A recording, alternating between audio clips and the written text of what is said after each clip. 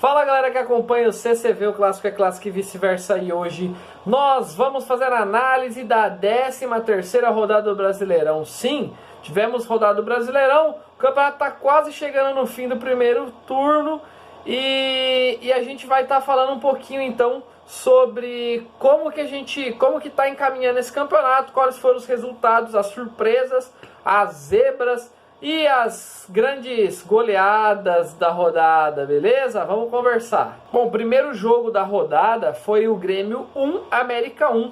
Eu achava realmente que o Grêmio ia dar sequência, né, do campeonato com mais uma vitória, mas não deu. Até que estava ganhando, mas tomou um gol no fim, que acabou gerando um empate do América. O Grêmio continua muito mal no campeonato, apesar de os concorrentes dele lá de baixo não estarem também muito bem. Então ainda o Grêmio respira por aparelho, sobrevive no campeonato, mas tem jogos difíceis daqui para frente. O jogo em si, né, o Grêmio com muita dificuldade, até porque está dividido agora ainda entre Copa do Brasil, que tem jogo no meio da semana. Então acho que talvez não tenha entrado com aquela força máxima. Acho que o Grêmio vai reagir bem quando ele conseguir se desvincular dos outros campeonatos e focar apenas no Brasileirão. Ainda no sábado teve um Palmeiras 1, Fluminense 0, né? O Palmeiras vem muito bem embalado, acho que 9 vitórias seguidas, né? E o Fluminense poupando também, pensando na Copa do Brasil, jogos importantes que terá. E até na Libertadores também está bem dividido. É sempre um mistão de quem tiver melhor fisicamente, né? Tecnicamente. Então, assim, eu até esperava mais, esperava até, de repente, uma goleada do Palmeiras, mas foi um jogo bem apertado, o Palmeiras fazendo 1 a 0, o Fluminense também não jogou mal, né? Conseguiu até que segurar bem o Palmeiras, mas o Palmeiras vem caindo de produção. Por mais que está 9 jogos sem derrota, só vencendo jogos, 9 vitórias seguidas, o Palmeiras já faz uns 3 jogos que não está jogando bem, tá? Na Libertadores ganhou de 1 a 0 magro, não jogou tão bem, também jogando com o Fluminense agora, e teve um jogo antes que eu não lembro, deixa eu ver, só ver aqui, foi contra o Atlético Goianiense, né, goleou de 3 a 0, mas não foi assim o melhor jogo do Palmeiras no ano não, tá? Não foi um grande jogo do Palmeiras, é que o Atlético Goianiense é muito frágil, né? E é estranho, eu tenho falado muito, é estranho ver o Dudu no banco, gente, não é possível que o Dudu não é titular desse time, enfim. Vamos ver os próximos passos do Palmeiras. Vai ter um descansinho no meio da semana, porque não joga a Copa do Brasil. E a próxima rodada do Palmeiras pode ser que venha melhor fisicamente, mais treinado, né? No domingo de manhã tivemos o Galo 3, Bahia 0. O Galo vai atropelar. Inclusive tem jogo na Copa do Brasil, Galo e Bahia. Deve ganhar com facilidade os jogos. O Galo está encostado no Palmeiras, também com uma boa vantagem assim, de vitórias, bastante, acho que são 6 ou 7 vitórias seguidas do Galo. Tá muito bem o Galo, encorpou, encaixou, o Hulk tá voando, enfim, o Galo tá bem, gente, o Galo tá muito bem, tá? E agora a gente vai ver como que vai ser essa continuação, né? Porque tem já time encostando ali no topo. O Bahia mesmo, eu tinha falado para vocês, não dura muito tempo lá em cima, já é o 9º colocado hoje. O Dado Cavalcante não é técnico para deixar o Bahia na posição que estava, perdeu peças importantes, repôs abaixo do que perdeu e realmente caiu muito de produção. Fortaleza 1 a 0 contra o Bragantino, caiu o último invicto do campeonato, que era o Bragantino, né? O Bragantino era o único time que não tinha perdido, perdeu a primeira justamente por Fortaleza, né? Que além de passar, que passa o Bragantino agora, né? E se firma ali no topo. A gente esperava muito mais do Bragantino do que Fortaleza, mas o Fortaleza tá firme e forte lá em cima, né? O Bragantino e Fortaleza foi um jogo truncado, como eu esperava, mas eu esperava mais gols. Eu esperava um 3 a 3, um 2 a 2, mas não, 1 a 0, gol do Robson, que tá muito bem também. O Bragantino não teve reação, o Claudinho tá fazendo falta nesse time. Tirando isso daí, o Maurício Barbieri gosta de revezar bastante, né, de dar rodagem para os zagueiros, para os laterais. Ele reveza muito as laterais e a zaga. Tem jogo importante na Copa do Brasil também, então não está só focado no brasileiro, né? Tem a Sul-Americana e a Copa do Brasil ainda para disputar. Fora isso, teve o 5 a 1 do Flamengo no São Paulo. Eu já vinha no último papo de torcedor que nós tivemos aqui com o Caio Barbante, o flamenguista, Eu falei, gente, tá com cara de 4-0 pro Flamengo. Tá com cara de 4-0 pro Flamengo. O Caio, será? Falei, pô, é goleada. Vou falar uma bobagem grande que todo mundo tá me xingando. O São Paulo não jogou mal.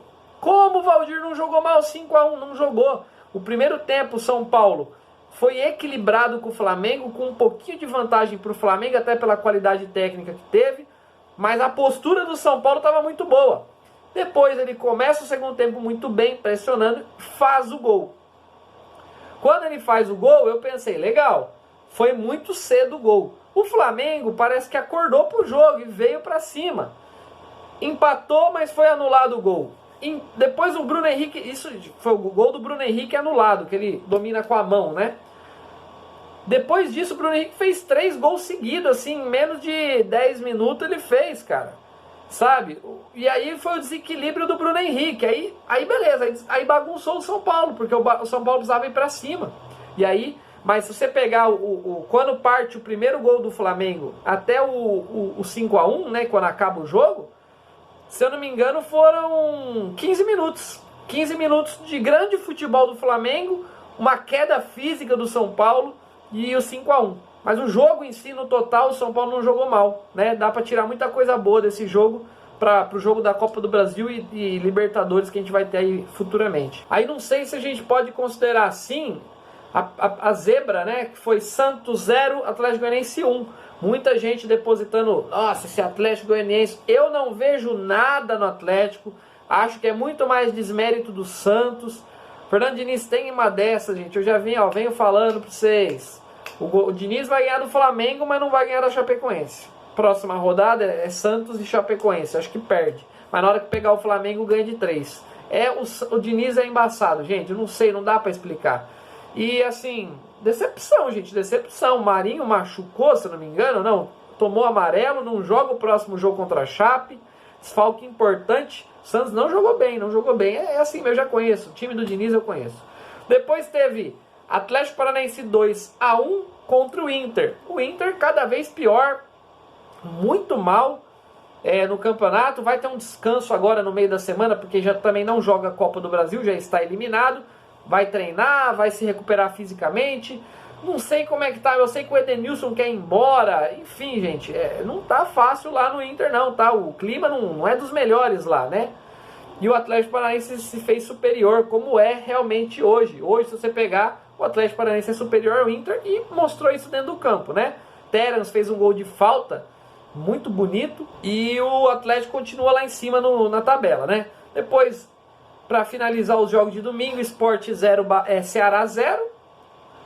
2 times de nível técnico baixo, com seus problemas, principalmente o Sport, atraso de salário, perdendo o jogador, enfim, não tá fácil.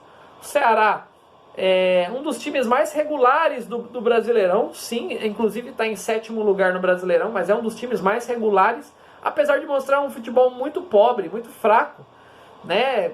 Infelizmente, assim, talvez o mérito seja todo do Guto, né? Ter um técnico que saiba conhecer as características dos jogadores tenha sido o grande trunfo do Ceará. Mas não é um futebol que me enche os olhos, não, que me impressiona. E o Sport eu temo muito, porque acho que é um dos que deve cair nesse ano. Segunda, para encerrar, a gente teve Juventude 1-0 contra a Chape. Gente, eu tenho valorizado muito o Juventude, apesar dele eu achar que ele é candidatíssimo para rebaixamento.